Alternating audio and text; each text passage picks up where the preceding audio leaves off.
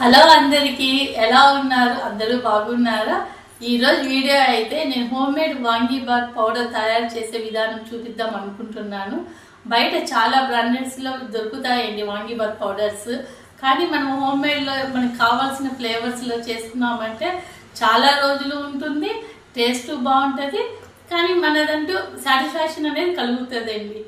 చాలా బాగుంటుందండి. అది మీరు కూడా ట్రై చేయండి ఒకసారి. ఎలా చేయాలో వీడియోలోకి వెళ్ళిపోదామా?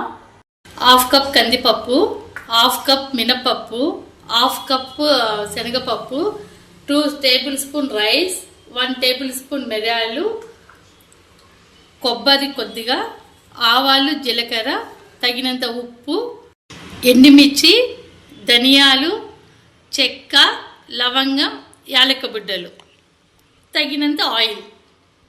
ఇవన్నీ ఒక్కొక్కటిగా సపరేట్గా వేయించుకోవాలండి. కొద్దిగా ఆయిల్ వేసుకుంటూ ఒక్కొక్కటి సపరేట్గా వేయించుకొని మనం చల్లారిన తర్వాత మిక్సీ పట్టుకోవాలి. కొంచెం ఆయిల్, ముందుగా ఆయిల్ వేసుకున్న తర్వాత ఉద్దిపప్పు వేయించుకుందాం.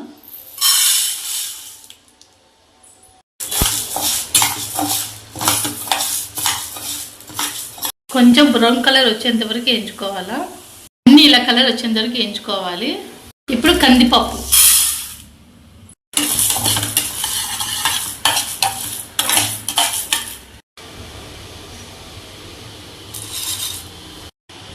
కొంచెం ఆయిల్, ఇప్పుడు శనగపప్పు,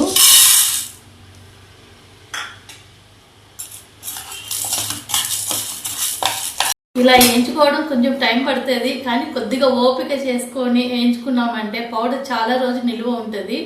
అంతేకాకుండా ఇప్పుడు పిల్లలు మార్నింగ్ స్కూల్కి వెళ్తుంటారు, చాలా మంది ఆఫీస్కి వెళ్తుంటారు.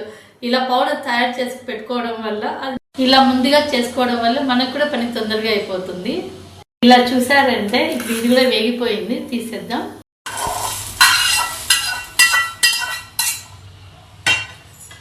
ఇలా అన్నీ వేయించేసుకోవాలండి. ఇలా వేయించేసుకుని చల్లారిన తర్వాత దీనిలోకి తగినంత ఉప్పు వేసుకునేసి మనము మిక్సీకి పట్టి పౌడర్ పెట్టుకోవాలి.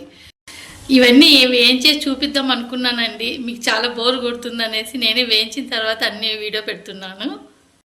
మన వాంగీబాత్ పౌడర్ రెడీ అయిపోయిందండి. ఎంత గుమ్మని స్మెల్ వస్తుందో తెలుసా? వాంగీబాత్ కూడా ఎలా తయారు చేయాలో నెక్స్ట్ వీడియోలో చూపిస్తాను. నచ్చినట్లయితే లైక్ చేయండి, షేర్ చేయండి, సబ్స్క్రైబ్ చేసుకోండి. మరిన్ని మంచి వీడియోస్ మీ ముందుకు వస్తాను. బాయ్.